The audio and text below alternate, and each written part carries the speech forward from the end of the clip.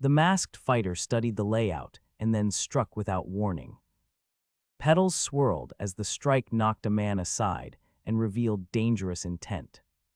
Dan Wusung stood apart and remembered fights from childhood and the years after. He had risen to become the Fist King by relying on his fists alone. He moved then with focused force and drove through the courtyard toward the entrance. Petals had settled over the little deity sect compound as night darkened the courtyards and roofs. Yellow-robed attendants clustered and scanned the grounds, while voices argued about graves and search priorities. A cloaked scout questioned orders and sought confirmation before they advanced toward the entrance. From a rooftop, a shadow refused half measures and shifted the group's plan toward extraction. Dan Wusung kept his face covered and moved with patient force through the courtyard. He had always enjoyed fighting and announced himself by name before acting. He demanded to know where the sect leader was and warned them not to test him. When a man taunted him, he cut the response short by striking, knocking a guard aside. The strike split the attendants' formation and sent petals swirling around falling bodies. Shouts rose as the yellow-robed men closed ranks and prepared to intercept. Plans to extract the wounded figure faltered under sudden violence. Night held the compound as a sudden clash tore the courtyard open. Yellow-robed attendants surged, and a line broke under a precise strike that sent petals and men falling. Voices climbed to the rooftops, and a watchman demanded the source of the commotion. On a balcony, a blonde noble steadied a young woman and challenged the newcomer. The cloaked man answered plainly that he was an assassin and asked if the other led the immortal sect. The noble met the claim with a taunting reply and inward doubts. He noted the assassin's bold entrance and then a small but strange detail on the man's hand. The compound paused between accusation and action as both sides weighed their next move. Night kept the compound tense while the courtyard remained raw from the earlier clash. Inside a nearby hall, men argued about the stranger and the fighter's methods. An attendee questioned whether the man was the Salami Merchant Guild heir, and voices ricocheted through the room. A grinning leader feigned amusement as he weighed appearances against threat. He decided not to hold back and let his intent settle like a challenge. The masked fighter then moved without warning and launched toward the gathered men with a sudden strike. Attendants recoiled and shouts rose from the crowd. Men leapt to pursue the assailant, and the dispute in the hall spilled outward into running and chaos across the compound. Night had kept the compound tense, while rain soaked the courtyard from the earlier clash. Inside, the hall men had argued about the stranger and the fighter's methods. An attendee had questioned the man's identity as the Salami Merchant Guild heir. A grinning leader had weighed appearance against threat and decided not to hold back. The masked fighter then moved without warning and launched into the gathered men.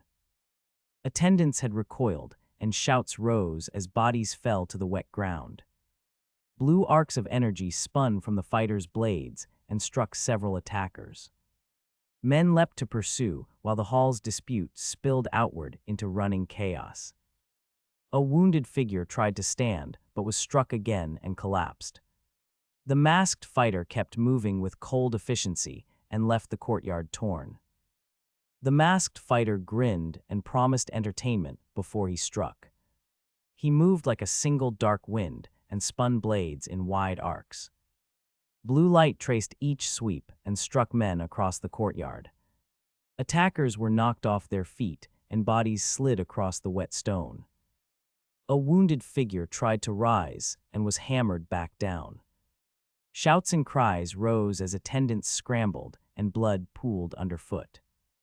Survivors stared with unraveling faces and compared his motion to a legend they knew only by rumor. Men demanded his name and muttered that such speed could be nothing human. By the moonlight, the courtyard lay torn and silent, and a close shot caught a single eye cold and unblinking. The masked fighter had moved like a single dark wind and left men sprawled across the courtyard. He carved arcs of light and struck with inhuman speed, while survivors gaped and compared the motion to rumor. A man nearby smiled and mocked the fighter for flaunting a weapon. He refused to use fine arms, but then produced a ranged device and aimed with steady intent. He declared he would make an exception for the air and threatened from a short distance. The fighter did not relent and pressed the assault. Attackers staggered under fresh blows. Men seized a pinned survivor and forced him down at command. Night noise faltered into shocked murmurs as the courtyard held its torn silence, and the cold eye of the assailant remained fixed. The masked fighter moved through the courtyard and left men toppled by skill. A close shot showed a narrow eye, and a mocking voice taunted the crowd. Rows of armed men readied strange, ranged devices across the balcony and aimed. A captain-like command cut through the night, and the order was given. Purple bolts arced from above and hammered the courtyard in a raining volley. The assailant pressed forward beneath the falling light and remained motionless in intent. He dismissed collateral harm, then spoke that he did not care for disciples. Someone nearby murmured that even a master would be stunned by such indifference. A desperate caller screamed a name, and hope or fear lit the air. The final close-up revealed Lei Jinian bleeding and staring, while the courtyard held its breath. The courtyard assault continued under cold light. Ranged devices had hammered the ground, and men lay toppled, while one man bled and stared. A blue-haired attacker stepped forward and launched a weapon with a sharp cry. The blade cut a bright arc and slammed into stone, scattering sparks across the plaza. Observers flinched as the thrower pressed on, expression hard and intent. An older man looked on with sudden shock and disbelief. In the wreckage, a wounded figure hovered and wiped at fresh blood, breathing uneven. Shadows moved between fallen bodies, and a silhouetted newcomer slipped toward the exit. The space felt taut and waiting as each act drew the courtyard tighter around the unfolding violence. The courtyard fight had left men sprawled and devices shattered under cold light. A blue-haired attacker had already hurled a blade that struck stone and sent sparks across the plaza. Observers flinched while a wounded figure clutched his own blood, and an older man watched in stunned silence. A masked fighter offered a thumbs up just before the weapon spun through the air again. The projectile carved a bright arc and tore into a man's throat, forcing him to clutch at the wound and stagger backward. Blood spilled across flagstones as witnesses reeled. A shadowed assailant stepped forward and spoke, admitting they did not usually use a blade but had made an exception. The courtyard tightened around the new casualty, and the violence pressed onward. The courtyard had already become a ruin of men and scattered weapons under cold light. A blond man clutched his throat and seethed accusations through gritted teeth. Onlookers demanded a shot and called for killing with rising fury. A masked fighter edged forward, while hesitation lingered among the attackers. A dark, ponytailed combatant launched through the air and trailed violent energy across the plaza. He declared that his real strength was his fist and then struck decisively. The blow smashed into the melee and disrupted the attacker's advance. A wounded figure continued to clutch his blood as a pale youth, and others recoiled. A shadowed assailant had earlier admitted making an exception, and the courtyard tightened around the new casualty and the spreading fear. The courtyard fell into colder silence after the fist's thunder and shattered advance. Sparks still burned along the air where the blow had landed. A woman with teal hair slumped against a man's chest as smoke drifted around them. He moved to shield her and planted a firm step between her and the crowd. Onlookers faltered at that sudden protection, and murmurs rose into questions. One voice barked a warning to remain back. A blond man at the front staggered backward, eyes wide and disbelief carved into his face. He voiced a single broken demand about the situation's nature. Fear threaded through the plaza as wounded men clutched at blood and weapons lay scattered. Tension tightened around the pair while attackers hesitated to press forward. Silence tightened across the courtyard after the thunderous strike and broken advance. Smoke drifted slowly as a teal-haired woman slumped against a man's chest. Dan Wusung stepped between her and the crowd and held a protective stance. Onlookers faltered, and murmurs rose into sharp questions across the plaza then. The dark-haired fighter advanced down a strip of light through scattered debris. Observers noted the young man's age, yet compared his skill to veterans. He walked steadily among floating sparks and torn banners with expression unreadable.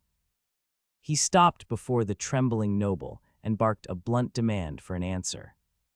The noble stammered and begged for mercy, offering hidden stores of wealth. Attackers hesitated beneath that silent threat while the plaza held its breath. The blond man laughed and pleaded for payment before the plaza grew silent. He promised generous rewards and boasted he could give without holding back. A dark-haired fighter moved through debris and struck the man with force. The attack silenced the bragging and left the blond man crumpled on stone. Someone called out, "Hey, sect leader," and questions about buying lives followed. A nearby voice asked why people's lives had a price tag. Dan Wusung refused the exchange and said he did not need the reward. Then a blade drove into flesh, and the plaza watched blood bloom on cloth. A teal-haired woman slumped against a man's chest and bore the wound. Silence returned as tension tightened and survivors scanned the scene for danger. The peeking observer pushed aside a door and froze at the sight in front of him. A bloodied hand lay over a prone, wounded figure as the plaza fell into a heavy hush. Dan Wusung raised his face and spat a single contemptuous word, calling the act filthy. The blade still pierced flesh, and dark stains spread across cloth beneath the victim. Witnesses held their breath and scanned the surroundings for other threats. From the upper stories, the building still showed motion and drew uneasy attention. The masked onlooker squinted and complained he could not see a thing. The crowd offered no explanation, and no orders came. Those present waited in tight silence while tension settled over the square.